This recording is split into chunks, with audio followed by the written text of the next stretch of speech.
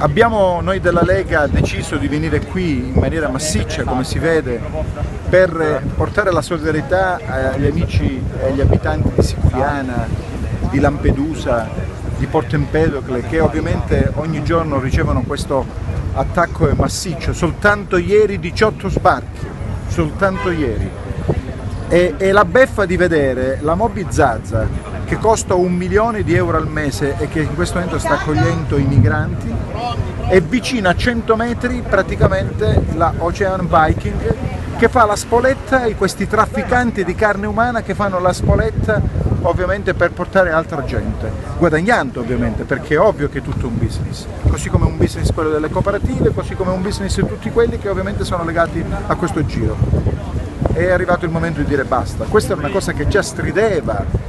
e che veramente gridava vendetta agli occhi di tutti rispetto a quello che evidentemente si vedeva,